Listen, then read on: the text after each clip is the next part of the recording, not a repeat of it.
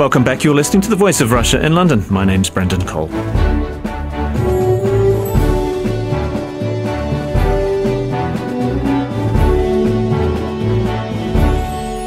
"84 of the 166 prisoners held at the US-run Guantanamo Bay facility are now on hunger strike, according to US military officials.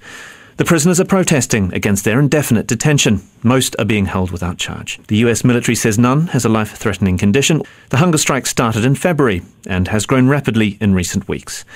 When Barack Obama was running for US president in 2008, one of his biggest campaign promises was to close the prison at Guantanamo Bay. Last week saw the first terrorist attacks on US soil since 9/11, when 3 people were killed and dozens injured after explosions at the end of the Boston Marathon.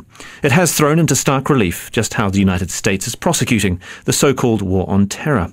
Where does Guantanamo fit into this narrative? Well, joining me to discuss this is Asim Qureshi. He's a research director at Caged Prisoners, which is a group which works to highlight the plight of Guantanamo prisoners. Also here in the studio is Keith Best. He's the chief executive of the charity Freedom from Torture. Also joining me in the studio is Stacy Hilliard, who's a political commentator, and she worked on Mitt Romney's campaign to become governor and president. And on the line from the US, we have Colonel Barry Winguard, who represents prisoners in Guantanamo, and Mark Young, who is president of the group Restart Congress. A warm welcome to you all. With regard to the hunger strike, Asim Qureshi, do we know how many people exactly, because there is a discrepancy in figures? One of the things that's actually been a feature of this entire episode is how the American government has continually refused to acknowledge the correct number. From all the accounts of the lawyers, it's definitely 80 plus, and I think the latest figure, as you mentioned, was somewhere around the region of 84. So at the moment, we really don't know exactly what the most correct figures are. From all accounts, it seems like at least half. Keith Best, this isn't necessarily something new. Certainly, the reports of hunger strikes that have gone on since Guantanamo has been opened. So what are we to make of the figures that the US military is confirming and say the figures of those on hunger strike that we read about in the media? Well, clearly there is a vested interest to try to minimise the impact of the hunger strike. I mean, the tragedy is, of course, when you go on hunger strike, it's an extreme form of protest and death may well result at the end of it. And it's when everything else has failed. And I think the tragedy of Guantanamo Bay is when the Obama administration is trying to distance itself from almost the celebration of torture of the previous administration. And we know that from writings by George Bush and others, and has said that the United States will not torture detainees.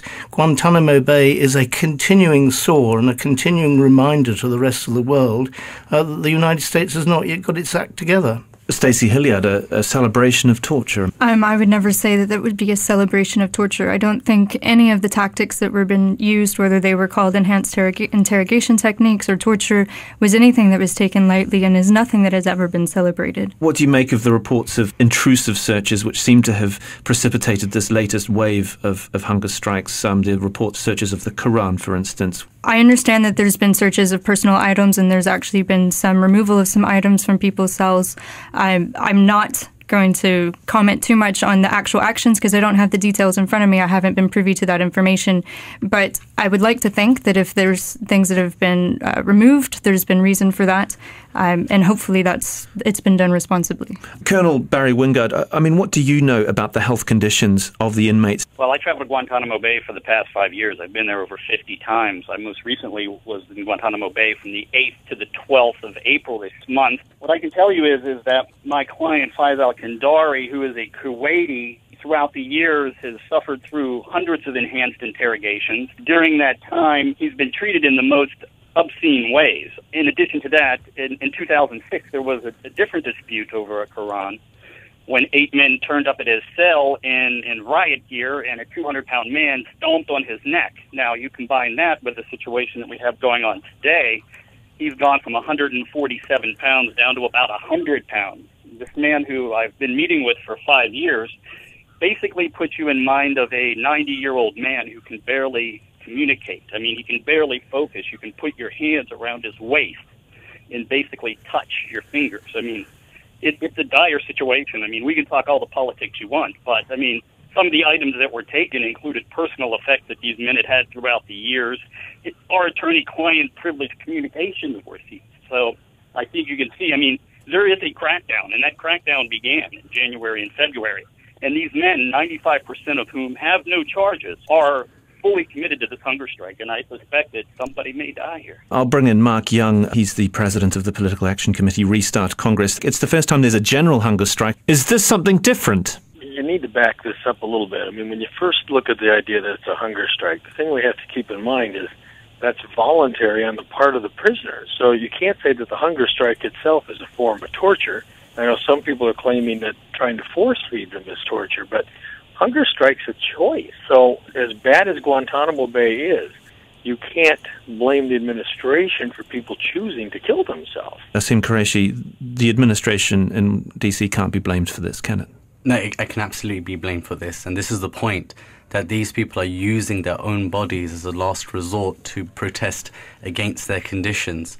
For many of them, it's been over a decade without any charge, without any trial, without any kind of recourse to any form of justice whatsoever. We take just one example, something like Shakar Amir, who since 2007 has been cleared for release. Every single agency in America has said that this man poses no danger to America whatsoever, and yet still today he languishes in Guantanamo Bay. This is not a voluntary action. This is a desperate measure. It's a last recourse, and that's why these men are doing this. It's not just something that happened overnight. It's been building up and building up over all of these years, and now these men are basically saying, either you give us justice or we go to the point of death. I did an interview with Ahmed Arachidi. He's a Moroccan. He was alleged to have attended the El Farouk training camp in Afghanistan, and he was in Guantanamo for 5.5 years. He was released in 2007. He spoke to me earlier this morning from Tangier. He described his ordeal. Small engine, it runs by petrol. You know, they put it by the door, and you they turn it on, and all the smoke, because it's run by petrol, all the smoke comes in inside the door, underneath the door. It comes to yourself for the door. And many times I had to put my hand inside my shirt. I'm not expecting nothing to happen from Obama, but I expect from all the free people of the world to stand to Obama, to hold Obama responsible, and to hold Obama accountable, as well as George Bush, because what Obama is doing is illegal. Apologies for the bad line there from Morocco, but his point, I suppose, we can certainly make out. Keith Best, what Ahmed Arachidi described there, the Red Cross is allowed. It does have access to prisoners, doesn't it? But is international law being followed here? No, it's not. And unfortunately, of course, for some people, there's a difficult dividing line between what constitutes torture and what doesn't. Sensory deprivation, noise, being put into a cold, damp cell on your own. But the Convention Against Torture is very clear about that. It's a question of the intention of the torturer and the purpose behind the torture. And if that's to try to elicit information either from that person or from a third party, then that will constitute torture. So what these people are going through is torture. There's no doubt about that. And what I think is distressing is when, going back to my earlier point about the previous administration, when you actually have the former president making the point that he authorised waterboarding on 3 separate occasions and claiming, quite wrongly as we now know, that that elicited valuable information, where there is now no proof whatsoever that that kind of treatment, that torture, ever elicited any valuable information whatsoever. Mark Young from Restart Congress, waterboarding never elicited any kind of information worth having yet, and it was described not as being torture. I mean, what do you make of that? Well, the first thing, I think, torture is somewhat of a subjective term. First, if we're talking about, in terms of torture, comparing waterboarding to, let's say, beheading people on live television wouldn't compare. The second thing is waterboarding itself is not something that kills people. Many of our military here, some of the CIA, some of our own Navy SEALs are waterboarded in basic training just to basically acquaint them with them and actually toughen them up to that type of interrogation. The comment that there was no evidence ever pulled from waterboarding, I think, is debatable. I mean, there are still a lot of people within the administration claiming that some of the information, that actionable information that we did get, was obtained from waterboarding. And I know that's up for debate. Is waterboarding something that's enjoyable or good to do? Absolutely not. but it doesn't constitute torture based on some of the things that other countries are doing. Part of the thing I think that was actually wrong on a part of our country, and because we know that we don't do the type of torture that other countries do, look at how many people were captured and that we sent to other countries for interrogation because we knew the interrogation would be more brutal than anything that we would do. Can I get the reaction from Colonel Winguard to those comments, please? Yeah, I would say if you're going through some sort of American military training and you're being waterboarded, that's slightly different than being kidnapped and sold for profit to the American forces, shipped to Guantanamo Bay and interrogated hundreds of times in enhanced ways. That's slightly different. That's not exactly the same thing. My second comment is that if you're using beheading as your qualification for waterboarding, then no, you do make a point. But I would submit to you that, no, waterboarding is torture. It's a very painful, it's forced drowning, and if that's your standard, then you and I aren't going to agree at any point. But is it effective in eliciting any kind of information? Well, let me tell you, I'm a lawyer and a former infantry officer and a prosecutor, and I can tell you that any information gotten through quote-unquote enhanced interrogation is as likely to be unreliable as it is to be reliable.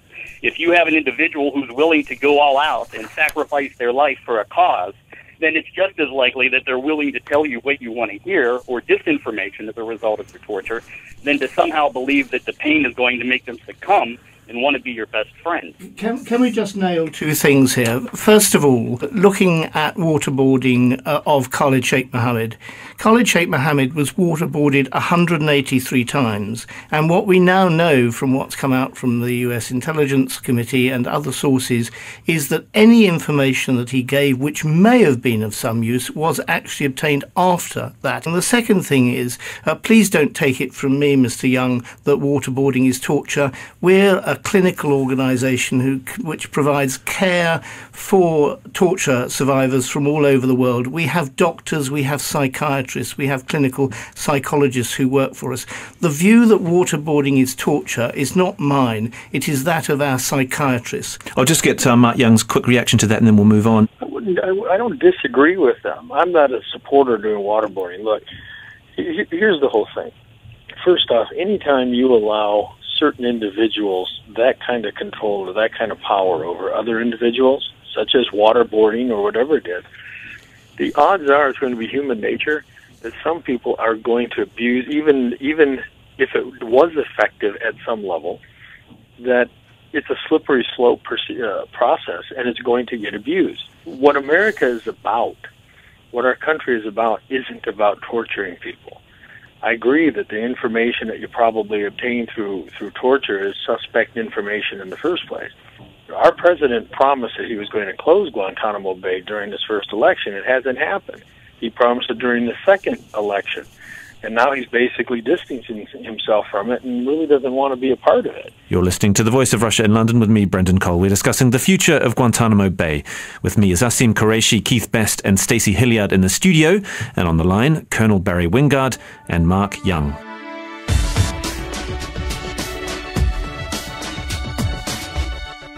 I'd just like to bring in Stacy Hilliard again, political commentator.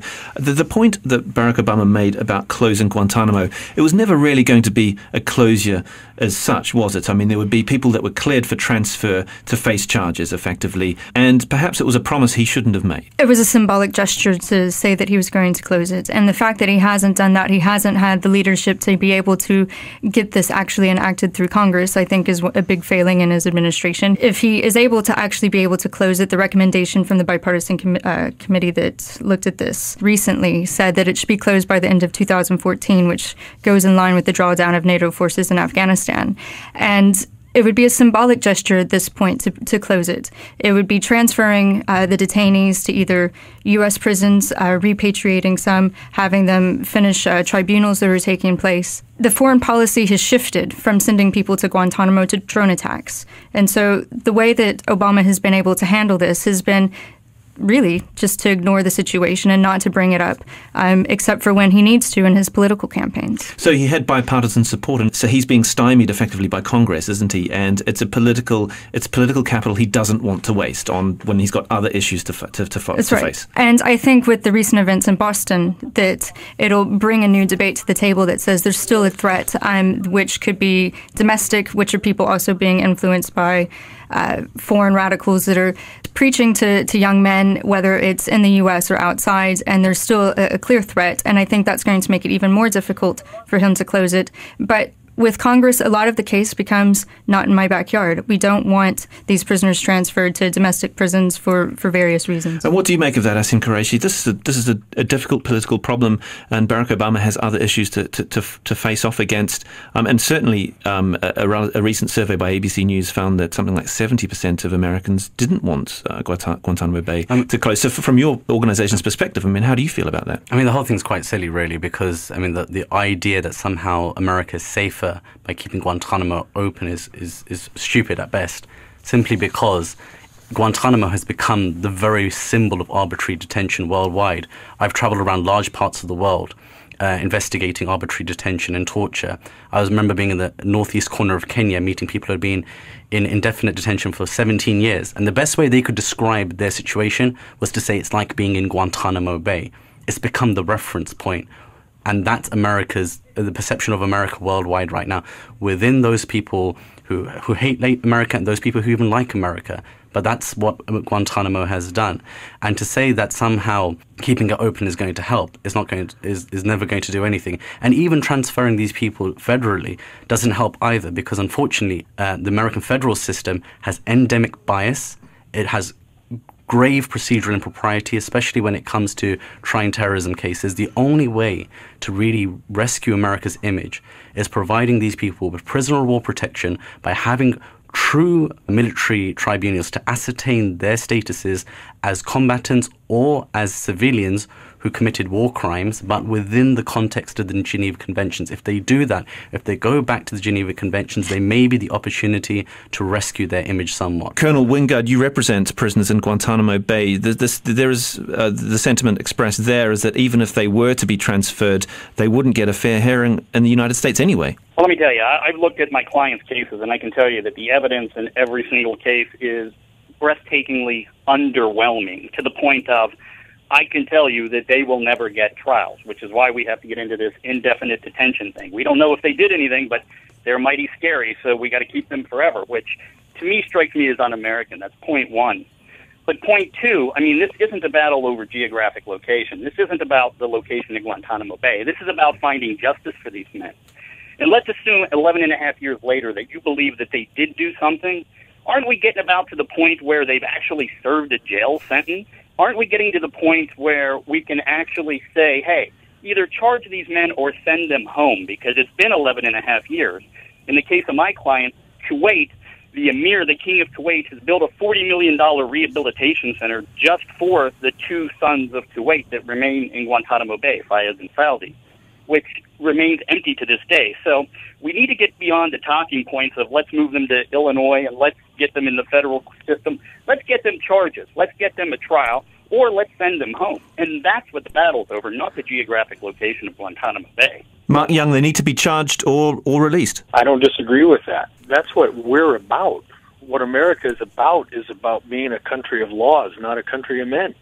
These people should actually be charged with crimes and have trials, or they should be returned. And as we're pulling troops out, it would make sense, as we're pulling troops out, to not be holding them any longer anyways, because they would cease to be enemy combatants if we're not going to be engaging the enemy anymore. I would like to echo the points of Colonel Winguard and Mark Young that, yes, these people have to be charged. And if we can't charge them in something, they do need to be released. And I think that's the overwhelming feeling of people that I talk to. It is shameful that we're keeping people without being able to charge them indefinitely. From a political perspective, I think there has to be more pressure put on the Obama administration if people are wanting to have Guantanamo closed from foreign governments, not just interest groups, not just human rights groups, but from actual foreign governments. But it doesn't really feel like there is that pressure from foreign governments, does there, Asim Qureshi, given reports, say, for instance, this week, that Sheikh Arameh, who's British, is involved in some alleged secret deal between US authorities, Saudi Arabia, and the British security services. It doesn't sound like there's much pressure from overseas to change the status quo. Yeah, unfortunately not. And, we're extremely worried about the situation with Shaka, basically with the Security and Justice Bill here in the UK being pushed through. We feel that the UK government is basically trying its best not to make sure Shaka comes back because they don't want to be embarrassed about any potential revelations that he might be able to give in relation to Britain's complicity in torture. They've already been embarrassed so many times by the previous British citizens and residents that were released from Guantanamo, and Shaka Ahmad would be the icing on the cake. It's very unfortunate that basically all of these countries, instead of trying to set a higher standard, are basically working with one another to be complicit in making sure that these things are either hidden or that they continue. There are very many countries around the world that purport to be civilised countries living under the rule of law who frankly don't want a spotlight shone too closely on their own affairs. My own country, the United Kingdom, is one in point. We still have the resumption of inquiry into the allegations of extraordinary rendition that happened in the last government of people being sent to places where it was known that torture was widespread, like Egypt and Libya. And of course, I don't suppose for one moment that when the administration was authorising people to be extraordinarily rendered to those countries, that the Arab Spring was going to happen, and suddenly those people who had actually been sent there were finding themselves in positions of political power to great embarrassment. Frankly, it's incumbent on every government to clean out not only other people's stables, but their own as well, and make sure that if we are going to live in a world dominated and governed by the rule of law, then no country should actually commit acts of torture or authorise them. And the classic example about that, frankly, is where it can come up and bite you, because you will be aware that in the UK there's this political problem about not being able to send Abu Qatada back to Jordan to face trial there because of the evidence that what would be used against him in the trial would be tainted by having been obtained under torture. And so governments, if they authorise torture, should understand that actually they won't get their own way in getting their own citizens being sent back to those countries, because it would be contrary to international law. You're listening to The Voice of Russia in London with me, Brendan Cole. We're discussing the future of Guantanamo Bay Detention Centre. With me in the studio is Asim Qureshi, Research Director for the group Caged Prisoners, Keith Best, who's the Chief Executive of the charity Freedom from Torture, Stacy Hilliard, a political commentator who worked on Mitt Romney's campaign to become governor and president, and on the line from the US, Colonel Barry Winguard, who represents prisoners in Guantanamo Bay, and Mark Young, the president of the Political Action Committee, Restart Congress. Colonel Winguard, I'd just like to ask you the question that there was a comment by Jay Johnson, former Department of Defense General Counsel, suggesting there could be a tipping point when Al-Qaeda could be so decimated the conflict would be deemed to be over. That sounds a little bit fanciful now, doesn't it, given the fact that we're seeing Al-Qaeda branches in the Maghreb and parts of Africa? Or does he have a point that perhaps that gains are being made, and especially with reference to drone strikes, they are having an impact? Anytime you declare war on an abstract noun like terror, it is as broad or as narrow as you want it to be. So to suggest that, the 86 cleared men in Guantanamo Bay should wait on some troop movement in 2014, I find to be somewhat surprising. As far as Al-Qaeda goes, it's a very subjective thing. So, I don't know what that means, but I have to stay on the point that 95% of the men in Guantanamo Bay have no charges. And since they have no charges, they will get no trial.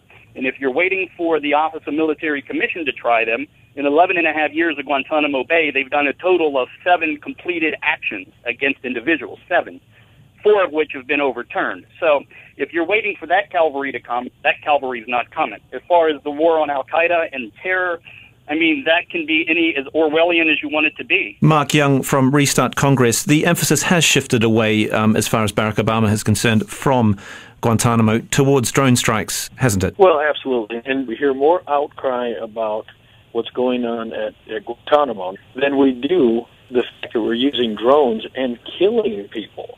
people with drones is certainly something that should be considered worse than waterboarding. What do you make, Asim Qureshi, of the sense that perhaps one should really focus more on defining an end to a war and what constitutes a combatant? You know, you spoke a moment ago about the concept that Al-Qaeda can be destroyed. When groups or individuals base their reality in the grievance of another, you can't destroy that unless those grievances go.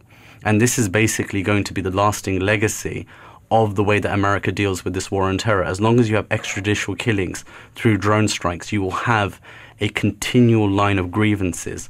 Having travelled around the northwest of Pakistan, the people that I've spoken to, you know, many of whom are civilians who have nothing to do with the conflict on either side, basically say the same thing. We have no love for America because our women and our children and our innocents are being killed every single day. So as long as Guantanamo remains open, as long as there's arbitrary detention, as long as there's torture and rendition and extrajudicial killings, that perception, that worldwide perception of America is never going to change. And all the political collateral that Obama gained after the Cairo speech, especially within the Muslim world, has since completely been lost. Keith Best, do you have any optimism that this could still be a live issue in Barack Obama's presidency? Well, I hope so, because I agree with those last reflections. And I think, unfortunately, Guantanamo, drone strikes, anything that is done which is on the face of it contrary to international law and is abuse of individual human rights